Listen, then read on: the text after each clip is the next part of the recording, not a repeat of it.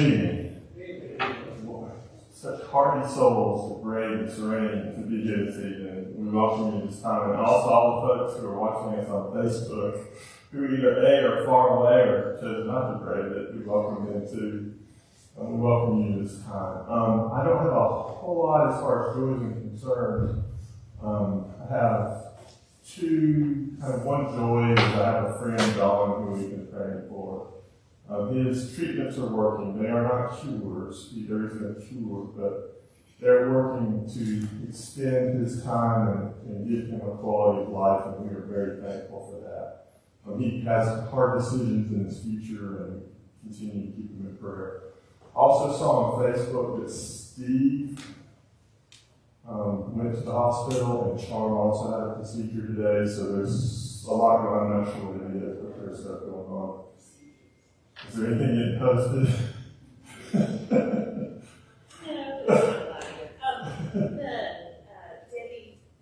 got good news this week. Oh, Debbie, yes, Debbie. This is Tim's Debbie. Got good news on biopsies. That's great. Yes. That's great. It's good. And keep Pastor Bob in our prayers as he goes through what he is going through. Anybody? Yes. Just heard for a friend, his family passed away recently. Oh. Yeah. Yeah, right. A friend of Rick and Dean's whose family passed away. He passed away, okay. Oh, well, friends got it. We will keep them in prayer. Just a quick COVID update. As you might have heard Sunday, we have lifted our mask mandate. But masks are certainly an option. If you feel more comfortable in a mask, please continue to do that.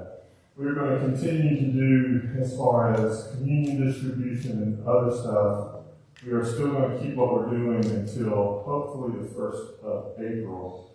We're just kind of thinking through, we're still in an endemic and still trying not to sit real close together. Probably the peace will be something we'll need to we are a hardy peace sharers. Maybe we need to not be quite so hardy for a while. But we're still working through those things. Just wanted to let everybody know that that's where we are with that. With that said, is there anything? If not, then let's focus our hearts and focus our minds as we settle into Holden Evening Prayer.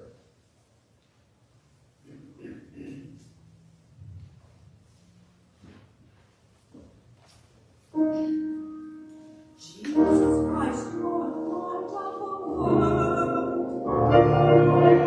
Take this now for his evening.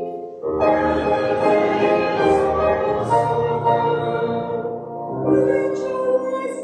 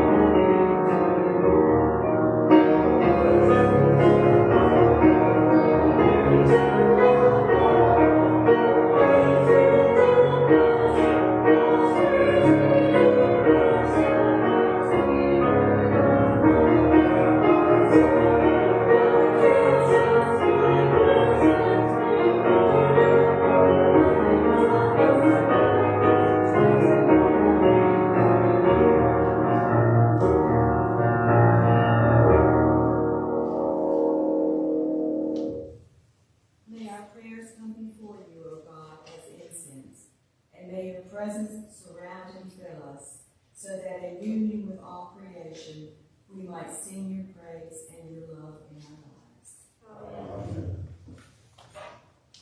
Amen.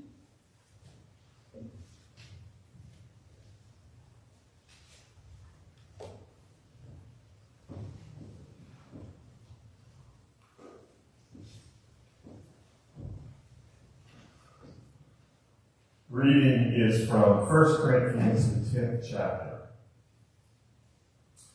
I do not want you to be unaware, brothers and sisters, that our ancestors were all under the cloud and all passed through the sea, and all were baptized into Moses in the cloud and in the sea, and all ate the same spiritual food, and all drank the same spiritual drink.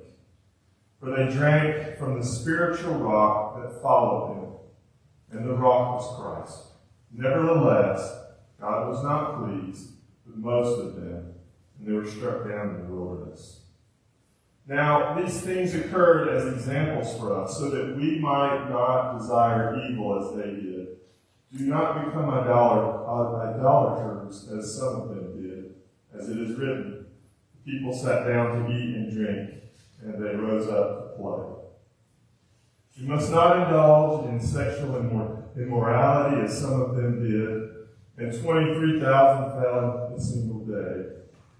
You must not put Christ to the test as some of them did, and were destroyed by serpents.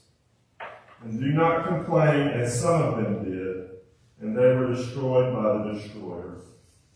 These things happened to them to serve as an example, and they were written down to instruct us, on whom the ends of the age have come. So if you think you are standing, watch out that you do not fall. No testing has overtaken you that is not common to everyone. God is faithful. He will not let you be tested beyond your strength. But with the testing, he will also provide the way out, so that you may be able to endure it.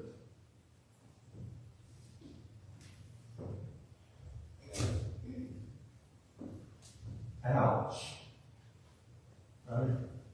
This is one of those texts where I'm going to preach on the gospel text Sunday, but I know you're going to hear that. Right? And this is the kind of my moment is, so what's that about? And there's a corrective in there that every, I think, pastor has to make when they come up to this text. It's text like this, that there's that trope that when somebody is like sad or upset or something, somebody will just flippantly say, God never gives you more than you can handle. Right? And that's kind of where they get that text from. Boy, I have been in many situations where I said, this is more than I can handle. So Paul is giving this text, and I think there's a context that we missed in this, right? Paul is not speaking to you. We as Americans believe in individualism and kind of radical individualism. So when we approach these texts, we'll say the same thing next, or this coming Sunday, with the, I don't want to be the tree that gets cut down, right? I want to bear fruit. It's really not about just you. Paul is speaking to a community called a Corinthians community. It's a community of kind of on the Gentile side of things. Remember, there's kind of this back and forth between a kind of a Jewish community in the east and a growing Western Gentile community. And there's all sorts of stuff going on. Right? There are temple prostitutes, and there are all of these things that these people are struggling with, particularly pagan ideas that if somehow we can just please the gods, they will water our fields. So what does Paul go back to? He goes back to the wilderness experience. He goes back to the collective failure in the wilderness, because what did they not do in the wilderness? What is he warning the Corinthian community? What are we being warned about as a community? What did they fail to do? What was the basis of the test? A very test that we hear in the Gospel of Luke. You heard it, and that is when Jesus is in the wilderness. What is the test? The test is, who do you trust? What do you trust? And so he takes them collectively back, and there are these stories, and of course the stories in the wilderness. What's the big failure to trust when Moses goes up on the mountain? And what does the community begin to do? They begin to build a golden calf and worship it. This is the great disappointment of our Lord. Moses is gone for just a little while, and he turns back to these ways. The other one is the serpent thing, right?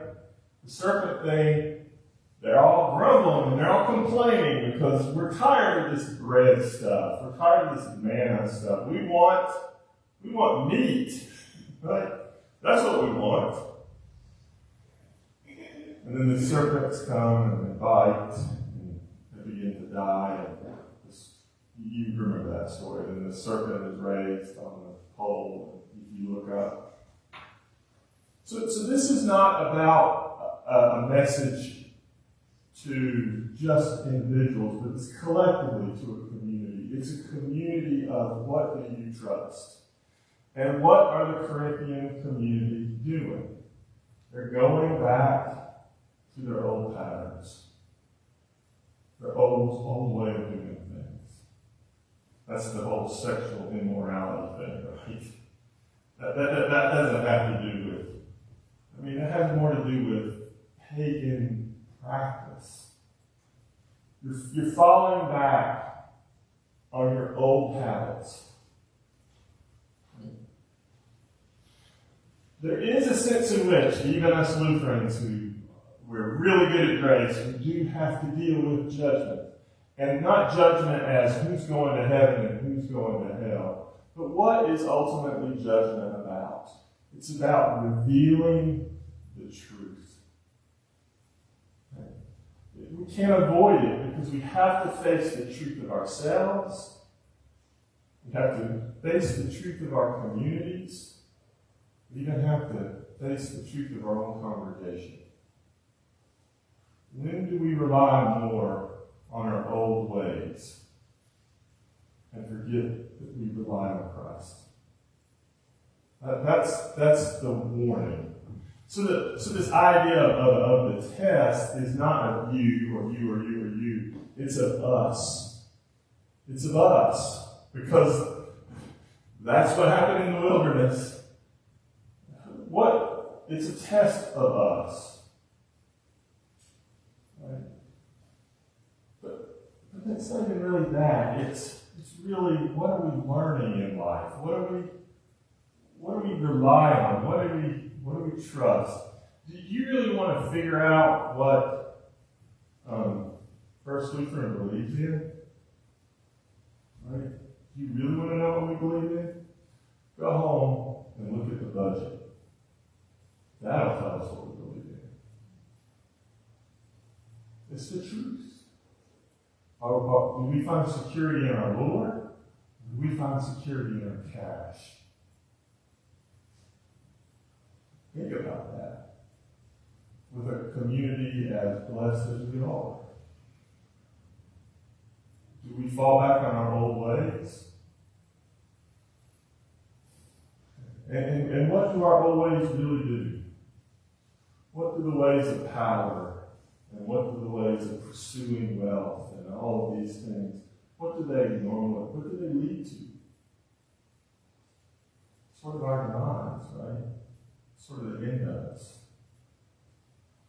What's the eternal? That's what really Paul, you're in the midst of this kind of struggle. And the struggle of the Corinthian community is not just, who are we now? Now that we're no longer pagan or Jewish, Who are we now?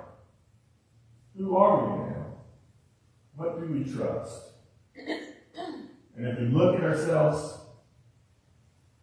look deep at ourselves, what really do we trust? And the call is to trust Christ.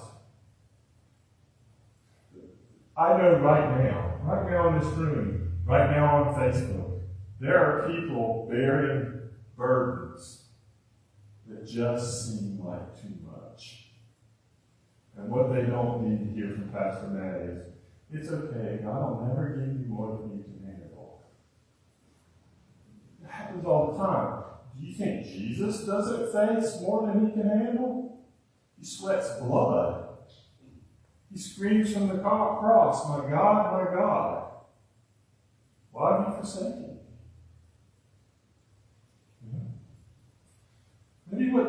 Maybe this is the burden of the community. It is it's us. And what do? What does God call us to do?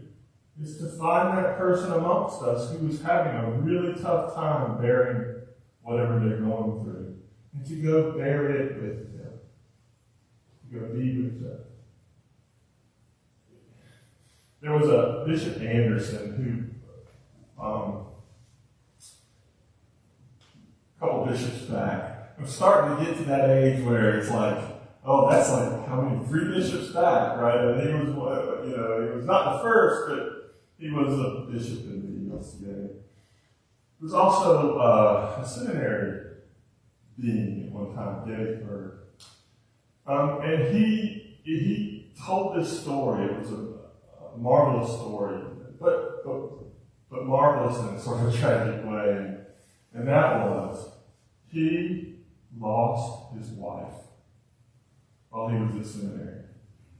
He was the dean, right? And he could not go to chapel. He just couldn't do it. He just could not bring himself. It was too painful. So some of the faculty said, "We noticed you're not coming to chapel." And he's like, "How did you notice?" "Well, you're kind of the dean." And he told them, he said, "I'm having a really hard time. I just can't pray. I just can't do it." And one of the wise professors looked at him and said, "Just come to chapel. We will pray for you. We will just pray for you." And he talked about a community that helped him carry his pain because it was too much for him. I think what Paul is calling us to do is to be a community that trusts Christ. To tell the community, if you live for the Lord, you are the Lord's. If you die for the Lord, you are the Lord's. So if you live or if you die. Right? This moment, this place, this building is not about survival. If we die, we die. If we live, we live. It's about who do we trust in the meantime. That's the test. That was the wilderness test. That was the test of Jesus when he was in the 40 days. And that's what Paul was telling us to do, is don't be like the world. Don't trust in the old ways. You will get through this. The thing I don't say anymore is that we're going to get back to normal. I don't even, when people say, oh, I'll be glad when we as First and as the church, we can get back to normal after COVID. The first thing that pops in my head is, so what is normal? What is normal? It's like looking at somebody who's lost a spouse and say, well, one day you'll get back to normal. There's no normal. Right? That doesn't even exist anymore. Right? We're different. We are We've lost folks. We've gained folks. I can look at the congregation and see people we've gained. Different. But the Lord will see us through this, collectively as a community. So let's just not go back to the old ways of power and prestige. Let's be people who trust. And you know what? When the person is in pain, don't go up to them and say, well, the Lord only gives you, never gives you more than you can bear. Go to that person and say, how can I help you carry this load? Amen.